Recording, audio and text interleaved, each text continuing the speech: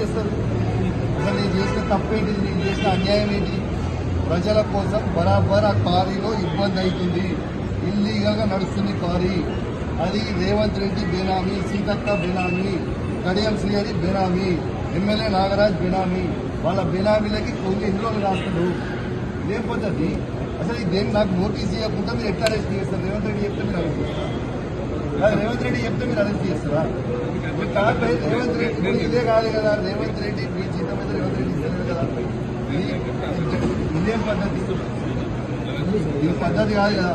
ఇదేం పద్ధతి? ఇది పద్ధతి కాదు కదా. ఇది పూర్తిగా అన్యాయం.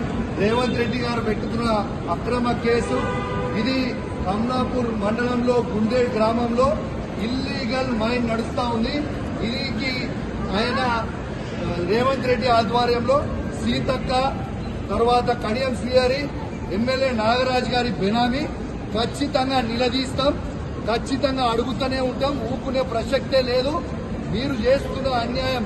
ఇల్లీగల్ మైనింగ్ నడుస్తుంది అక్కడ. కేవలం 2.5 హెక్టర్స్ మాత్రమే ఉంటే ఇలా ఆడ ఇల్లీగల్ మైనింగ్ 20 ఎకరాలలో చేస్తా ఉన్నారు. గుండేడ్ గ్రామ ప్రజలందరికీ కూడా చాలా ఇబ్బంది అవుతా ఉంది. గుండేడ్ గ్రామ ప్రజలు మొత్తం కూడా ఇబ్బంది పడుతూ ఉన్నారని చెప్పి కూడా ఈ సందర్భంగా తెలియజేస్తా ఉన్నాను.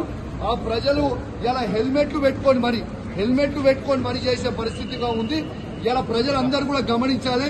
ఇలా రేవంత్ రెడ్డి గారు చేస్తున్న అక్రమ అరెస్టులు, అక్రమ కేసులకి నువ్వు రేవంత్ రెడ్డి గుర్తుపెట్టుకో.